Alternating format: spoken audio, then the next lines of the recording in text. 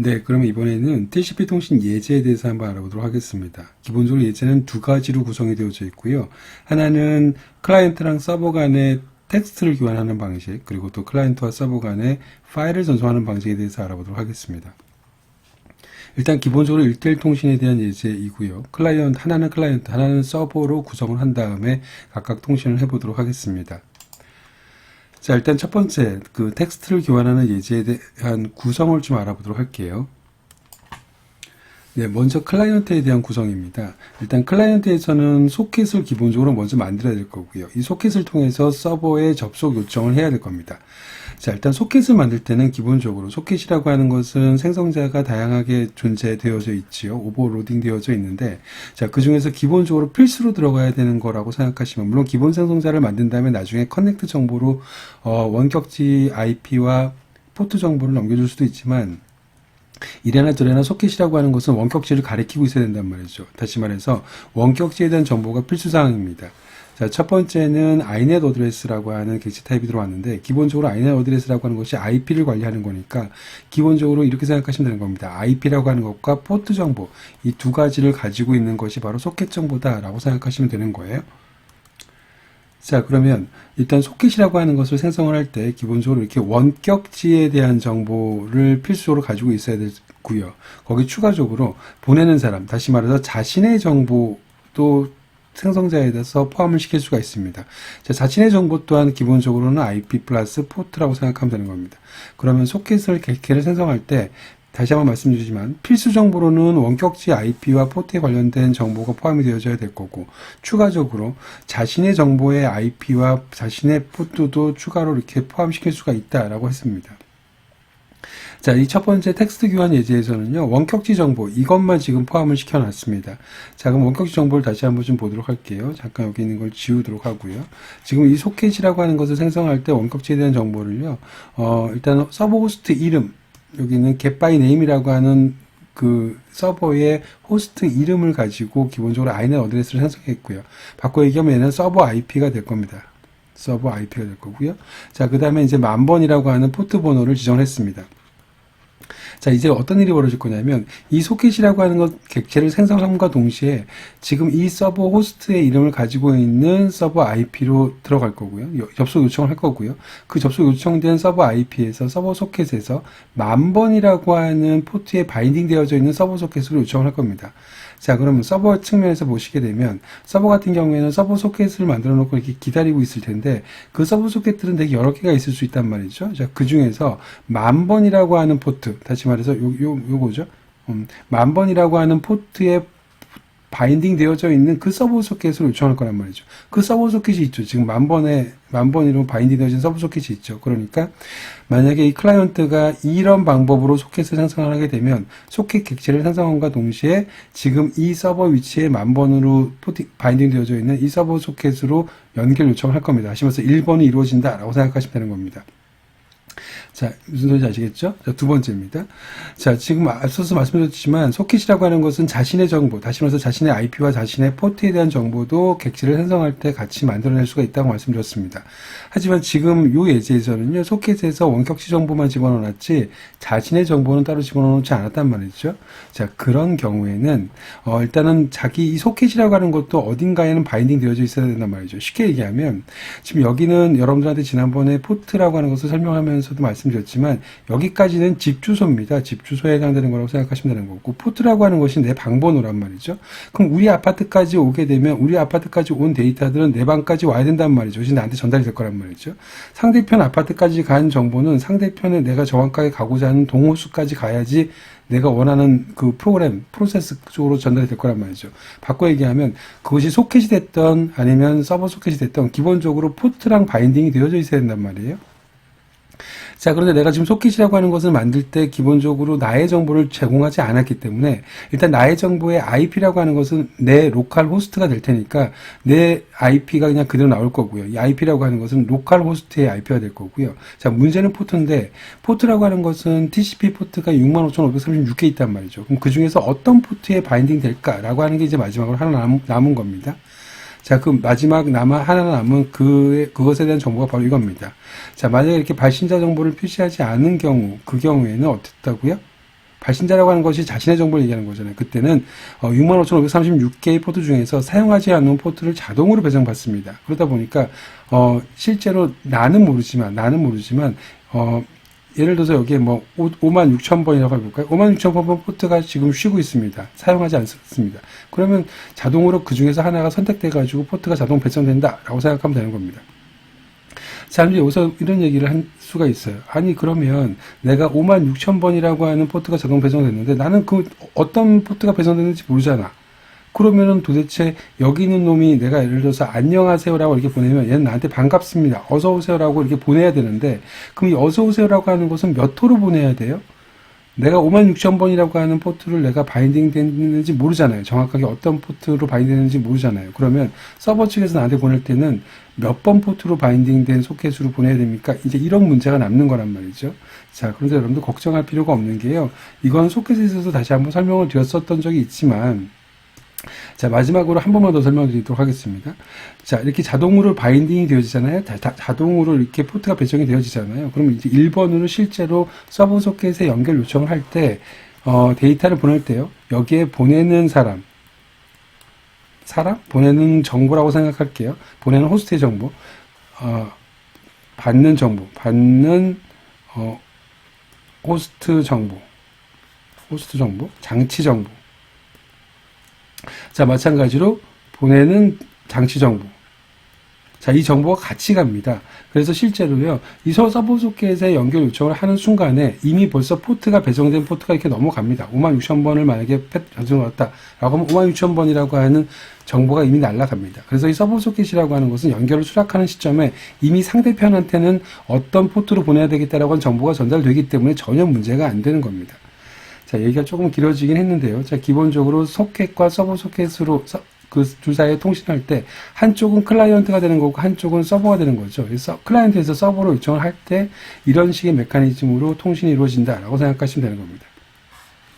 자, 그럼 이제 큰 골격만 다시 한번 설명을 드리도록 하겠습니다. 큰 골격 위주로요. 첫 번째로. 그러면 클라이언트는 1번, 첫 번째로는 서버 소켓, 10,000번에 바인딩 되어져 있는 서버 소켓으로 연결 요청을 합니다. 그럼 서버 소켓이라고 하는 것은 accept라고 하는 메서드를 가지고 대기하고 있는데, 연결청이 딱 들어오는 순간에 accept라고 하는 놈이 리턴이 되어집니다. 그러니까 accept라고 하는 것은 동기화 메서드거든요. accept라고 이렇게 딱 실행을 시켜 놓으면 실제로 외부에서 연결청이 일어날 때까지 그 다음 줄로 절대 넘어가지 않습니다. 계속 대기하고 있습니다. 블러킹 되어 있다고 생각하면 되는 겁니다. 자, 그래서 일반적으로 스레드로 분리해가지고 accept를 실행시킨다고 말씀드렸어요. 안 그러면 메인 스레드가 멈춰서 있을 때니까.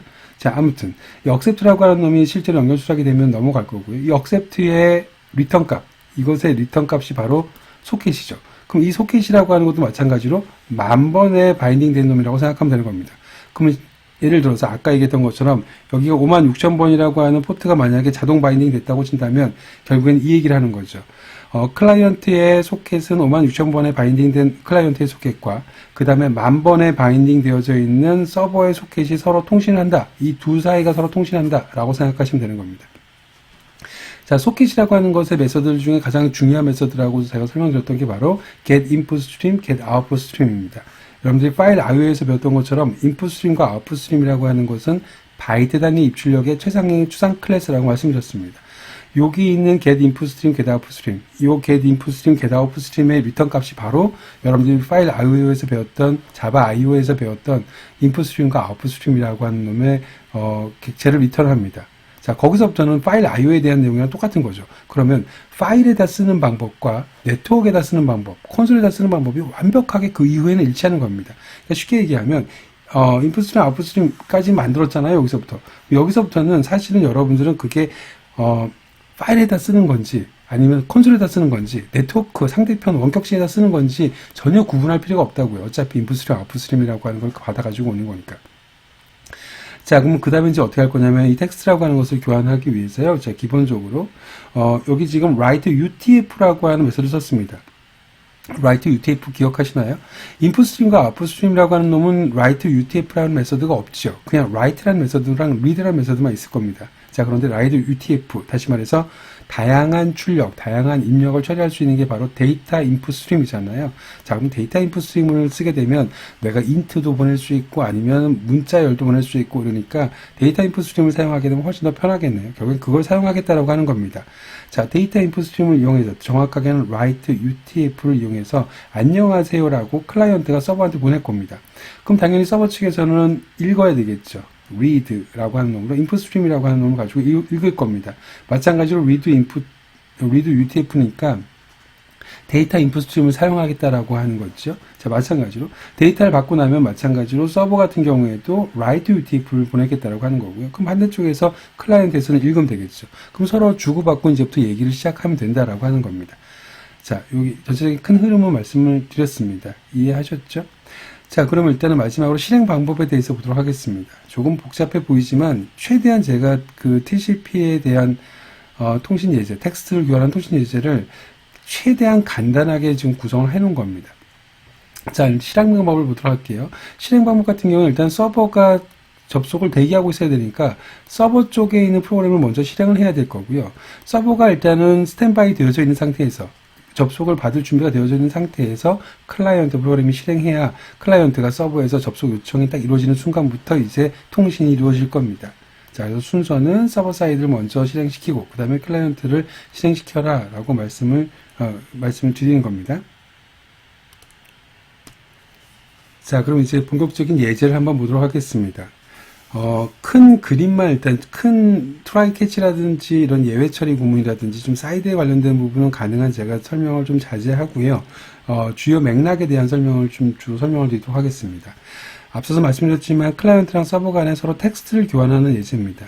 자, 일단은 클라이언트라고 해서 기본적으로 그냥 화면에 띄워놨고요. 자, 그 다음에 자, 트라이 캐치로 일단 감싸져 있지만 거기 트라이 캐치라고 하는 것 안에 있는 내용만 좀 관심 있게 봐도록 할게요. 자, 일단 기본적으로 클라이언트에 대한 프로그램입니다. 이건 좀 클라이언트 사이드예요. 클라이언트 같은 경우는 제일 먼저 소켓을 만들어야겠죠. 자, 그럼 소켓은 new 소켓 해가지고 소켓이라고 하는 생성자를 이용해서 만들었습니다. 자, 앞서서 말씀드렸지만 앞에 기본적인 내용을 들으신 분들은 이해하시겠지만 자, 얘 같은 경우는 원격지에 대한 정보죠. 소켓을 생성할 때는 원격지에 대한 정보와 자신의 정보를 같이 보낼 수 있고 또는 같이 생성할 수가 있고요. 최소한 원격지의 정보는 필수로 있어야 된다고 그랬었죠. 자, 여기서 지금 원격지에 대한 정보가 있습니다. 자, get by name이라고 하는 것을 가지고 원격지에 대한 정보를 가지고 inet 어드레스 객체를 만들었고요. inet 어드레스 객체라고 하는 것 자체가 앞서 말씀드린 것처럼 IP 정보를 저장하고 있으니까 얘는 서버 IP가 여기 들어간다고 생각하면 되는 겁니다. 자, 그리고 여기에 두 번째가 서버의 포트가 된다라고 생각하면 되는 겁니다. 자, 그럼 다시 말씀 정리하면 이 서버 IP에 해당되는 것 중에서 서버 소켓들 중에서 이 서버 포트에 바인딩 되어져 있는 서버 소켓에 연결 요청을 해라라고 하는 거죠. 소켓 객체라고 하는 것은 만들자마자 객체가 생성되자마자 바로 연결 요청을 한다고 했었으니까 이 위치에 가서 연결 요청을 할 겁니다. 자, 다만 여러분들 지금 이 예제 같은 경우에는 여러분들 하나의 컴퓨터에서 실습을 할 수가 있게 원래는 여기 있는 부분, 여기 지금 get by name 하고 나서 여기는 호스트 이름이 들어가는 거잖아요. 연결하고자 하는 호스트 이름이 들어가야 되는데 이 호스트 이름에 물론 www.google.com 하게 되면 구글 쪽으로 연결 요청을 하겠죠. 걔가 대답은 안 하겠지만 여러분들이 그냥 여기다가 호스트 이름을 직접 집어넣게 되면 그 호스트 이름이 바로 원격지 호스트 이름이 될 겁니다. 그런데 여러분들은 지금 하나의 컴퓨터에서 대부분 실습을 하고 계실 테니까 그래서 제가 이 원격지 이름을 그냥 로컬 호스트로 했어요. 그럼 다시 말해서 내가 클라이언트도 하고 나도 내가 서버도 하겠다는 소리입니다. 다시 말해서 이만큼이 내 컴퓨터입니다. 무슨 소리인지 아시겠습니까? 자, 그럼 결국엔 내 컴퓨터에서 클라이언트와 서버를 같이 구현을 해놓고 클라이언트가 서버한테 요청을 할 때 결국 내가 나한테 다시 한번 요청하겠다고 하는 겁니다. 다만 지금 내가 서버 소켓이라고 하는 것을 1000번, 그러니까 10,000번 포트에다가 바인딩 되어져 있는 서버 소켓을 여기다가 만들어 놓고 얘는 10,000번에다가 바인딩을 시켜놨으니까 내가 만약에 연결 요청을 하게 되면 결국엔 내 컴퓨터 안에 있는 10,000번에 바인딩 되어져 있는 서버 소켓으로 연결 요청을 하겠죠. 무슨 소리인지 아시겠죠? 그래서 로컬호스트라고 하는 것은 물론 실제에서는 로컬호스트를 쓸 일이 없고 서버 IP를 써야 되겠지만 서버 IP나 서버 호스트 이름을 써야 되겠지만 여러분들은 그냥 기본적으로 하나의 컴퓨터에서 하기 위해서 로컬호스트를 썼다라고 생각하시면 되는 겁니다. 그 다음에 여기 서버라고 하는 주소를 구하기 위해서 서버 주소는 결국엔 여기다 집어넣었던 얘가 서버 주소죠. 이 정보 다시 뽑아내는 게 get inet address, get port가 되는 겁니다. 참고로 내 정보에 대한 정보를 출력하고 싶으면은 get local host, get local이란 말이 더 들어가면 되죠. get local inet address, get local port 하게 되면 기본적으로 내 정보, 서버 IP가 아니라, 그러니까 원격시 IP 정보가 아니라 내 정보가 출력된다라고 생각하시면 되는 거고요. 자, 이제 2번과 3번을 좀 잘 생각해 주시기 바랍니다. 아까 여러분들 데이터를 쓰고자 할 때 기본적으로 read UTF, write UTF를 썼잖아요. 그럼 read UTF와 write UTF라고 하는 것은 기본적으로 데이터 인풋 스트림과 데이터 아웃풋 스트림에 있는 메서드란 말이죠. 결국에는 이 데이터 인풋 스트림과 데이터 아웃풋 스트림이라고 하는 놈을 쓰고자 하는 겁니다. 자, 그러면 데이터 인풋 스트림과 데이터 아웃풋 스트림 설명드릴 때도 말씀드렸지만 기본적으로 호수가 있으면 호수에 이렇게 다양한 데이터, 어떤 경우에는 물줄기가 이렇게 나오고 어떤 경우는 물줄기가 이렇게 한 줄기로 나오고 이렇게 다양한 물줄기를 뽑아낼 수 있도록 만드는 것이 바로 데이터 인풋 스트림이라고 말씀드렸죠. 그럼 데이터 인풋 스트림이라고 하는 것은 말 그대로 이런 필터니까 이 필터는 당연히 호수에 연결을 해야 될 거고 이 호수에 해당되는 게 결국에는 인풋 스트림과 아웃풋 스트림이잖아요. 근데 그 인풋 스트림과 아웃풋 스트림이라고 하는 것은 어디에 있는 메서드라고요? get 인풋 스트림, get 아웃풋 스트림? 소켓입니다. 그럼 이 소켓이라고 하는, 지금 여러분들이 방금 만든 이 소켓에서 get input stream과 get output stream이라고 하는 놈을 만들게 놓게 되면 결국에는 이 소켓에 연결되어 있는 호수 두 가닥이 나온다고 생각하면 되는 겁니다. 그러면 이 호수 두 가닥이 이렇게 되는 거죠. 그럼 하나는 들어오는 호수, 하나는 나오는 호수가 만들어지는 거라고 생각하면 되는 겁니다. 자, 그럼 데이터 인풋 스트림이라고 하는 객체에는 기본적으로 get input stream과 get output stream이라고 하는 인풋 스트림 객체를 집어넣게 되면 데이터 인풋 스트림을 이렇게 만들 수가 있는데 속도까지 향상을 시키기 위해서요. 버퍼드 인풋 스트림이라고 하는 것을 하나에다 한 번 더 집어넣습니다. 자, 여기에 대한 설명은 기본적으로는요. 세 줄짜리를 한 줄로 묶어놨다라고 생각하면 되는 겁니다. 자, 이거 그냥 한번 써볼까요? 자, 일단은 input stream은 소켓에 자, 인풋 스트림 IS라고 할게요. 이거 좀 지울 거고요. socket.get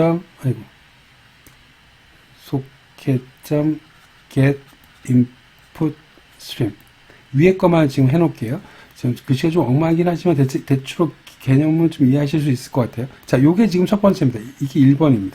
자, 그럼 두 번째는 버퍼드 인풋 스트림이에요. 자, 버퍼드 인풋 스트림 BIS는 new buffered input stream. 여러분들 그 필터 인풋 스트림 할 때 기억나시죠? buffered input stream 하고 나서 여기에 IS라고 하는 놈을 집어넣었단 말이죠. 그러면 input stream이라고 하는 이 호수를 여기다가 이렇게 연결해 갖고 집어넣었다라고 생각하면 되는 겁니다. 자, 마지막에 DIS입니다. 그러니까 데이터 인풋 스트림이라고 하는 놈의 DIS라고 할게요. 그러면 new data input stream 하고 나서 이번에는 BIS라고 하는 놈을 여기서 땅 하고 집어넣은 겁니다. 자, 그럼 기본적으로는 호수가 있으면 호수에다가 속도 향상하는 필터도 달아놓고 그 다음에 다양한 출력을 뽑아낼 수 있는 필터도 달아놓고 이런 형태로 지금 두 개의 필터를 같이 달아놓은 거죠. 이렇게 세 줄짜리로 쓴 것들을요 하나로 그냥 묶어서 표현한 게 이것뿐입니다. 어려워할 필요 없습니다. 앞에서 지금 그 자바 IO를 잘 배우신 분이라고 한다면, 기억하시는 분이라고 한다면 이 부분 이해하는 데는 전혀 뭐 문법적인 추가적인 지식이 전혀 필요 없는 상황이 아니니까 이해하실 거라고 생각이 들어요. 자, 좀 지저분해서 이 부분을 다시 지우도록 하겠습니다. 자, 그러면 일단 기본적으로 DIS라고 하는 것과 DOS, 다시 말해 데이터를 읽고 쓰고 크게끔 하기 위해서 기본적으로 데이터 인풋 스트림과 데이터 아웃풋 스트림이라고 하는 놈을 만들었습니다. 자, 그러면 보이시는 것처럼 기본적으로 서버랑 데이터 클라이언트 두 가지가 있을 때 여러분들은 클라이언트의 소켓을 가지고 DIS와 DOS를 만들었으니까 결국엔 이 부분을 만든 거죠. 서버 쪽에서 오는 것이 DIS, 항상 자기가 기준이기 때문에 서버 쪽으로 나가는 것이 DOS입니다. 그럼 여러분들이 이 클라이언트에 지금 만들었던 이 DIS에다가 데이터를 막 읽게 되면 이 DIS로부터 서버로부터 오는 데이터를 읽는 거고요. DOS라고 하는 여기다가 데이터를 막 쓰게 되면 결국엔 그놈이 서버 쪽으로 간다라고 하는 겁니다. DIS와 DOS가 어디로 연결되어 있는지 지금부터 생각할 필요가 없습니다. 그냥 DIS 원래 여러분들이 자바 IO 때 배웠던 것처럼 DIS를 통해서 읽고 DOS를 통해서 쓰게 되면 알아서 원격지로 가고 데이터가 써진다라고 생각하면 되는 겁니다.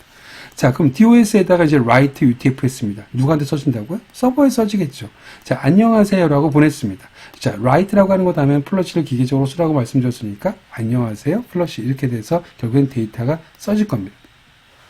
자, 그 다음에 이제 아래쪽입니다. 이번에는 데이터를 읽었습니다. read UTF라고 하는 것은 서버 쪽에서 데이터가 오면 그놈을 UTF로 읽겠다라고 하는 거겠죠. 그럼 서버 쪽에서 무언가를 또 보내나 보죠. 그래서 데이터를 읽고자 기다리고 있을 겁니다. 이 read라고 하면서 데이터가 들어올 때까지. 자, 그래서 최종적으로 읽은 데이터를 화면에 그냥 출력했습니다. 그럼 서버에서 온 데이터가 이겁니다. 라고 이제 출력을 하면 되겠죠. 자, 마지막으로 지금 여러분들은 소켓이라고 하는 놈을 사용을 했기 때문에 지금 소켓이라고 하는 놈을 통해서도 마찬가지로 데이터를 또 쓰고 읽고 했는데 이 소켓이라고 하는 놈을 사용하기 위해서는 기본적으로 unknown host exception 그리고 IO exception 두 가지를 처리해 줘야 된다고 했기 때문에 전체적으로 try catch로 감쌌다. 이것만 기억하시면 되는 겁니다. 자, 이게 바로 클라이언트 사이드에서의 상황이에요. 자, 그래서 실제로 클라이언트 쪽에서 접속이 실제로 이루어지게 되면 처음에는 클라이언트라는 놈이 그냥 여기 출력이 될 거고요. 자, 그 다음에 서버가 접속이 되는 순간에 서버의 주소가 로컬호스트와 그 다음에 포트 번호가 나올 겁니다. 자, 요게 요 놈이죠. 자, 이거에 대한 정보가 나올 거고요. 자, 서버한테 안녕하세요라고 한 데이터를 보냈는데, 보내고 나서 자기가 무슨 데이터가 서버에서 오는지 읽었습니다. 그 읽은 데이터가 어서오세요네요. 자, 그러니까 실제로는 서버에 접속하고 나서 내가 안녕하세요라고 글자를 보내면 저쪽에서 어서오세요라고 하는 대답을 했나 봐요. 그래서 그 어서오세요라고 하는 내가 지금 방금 서버로부터 받은 데이터를 화면에 출력한 거. 여기까지가 클라이언트 쪽에서 일어나는 TCP 통신 예제입니다.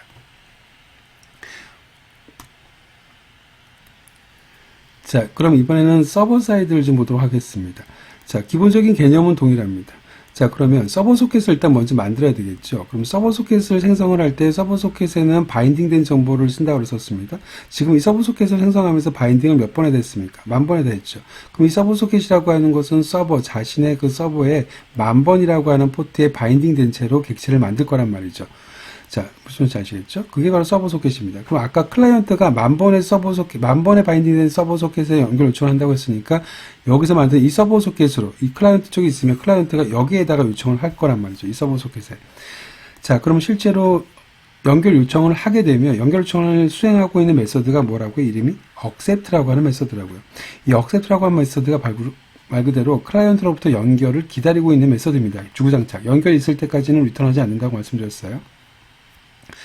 물론 소 타임아웃이라고 하는 것으로 연결 대기 시간을 정할 수는 있습니다만 일반적으로 디폴트 자체가 무한정 기다리는 겁니다.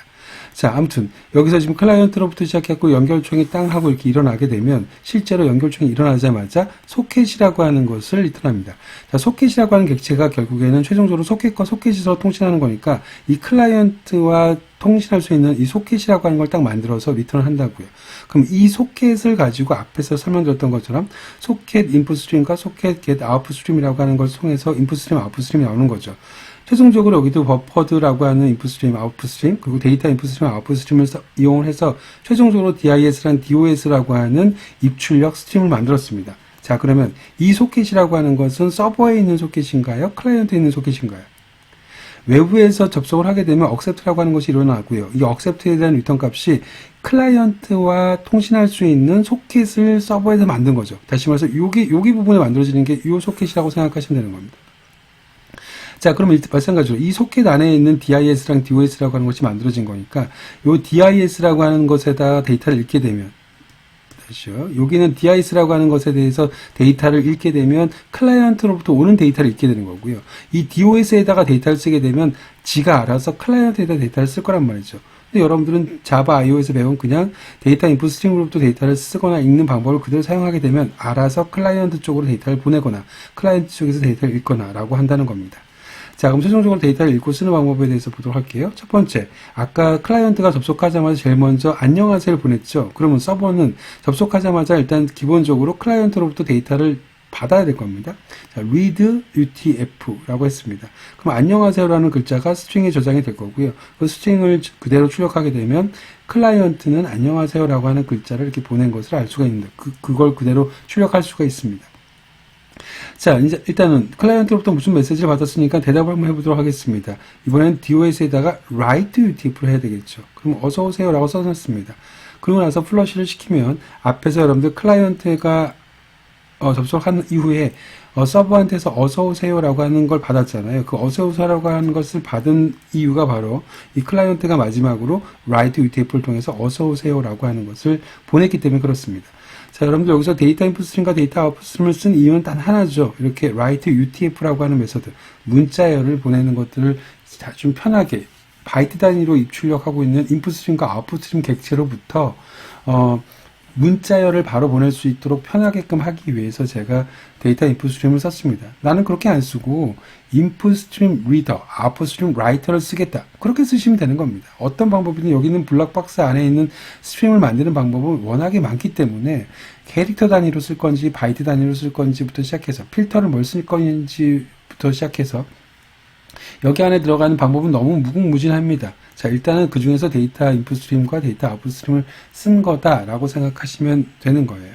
자, 무슨 소리인지 아시겠죠? 자, 지금 여러분들은 클라이언트와 서버 사이에 각각 그 텍스트를 교환하는 예제에 대해서 알아보셨습니다. 좀 영상이 길어져 가지고요. 잠깐 멈추고 두 번째 파일을 전송하는 예제는 또 다른 동영상에서 설명을 드리도록 하겠습니다. 수고하셨습니다.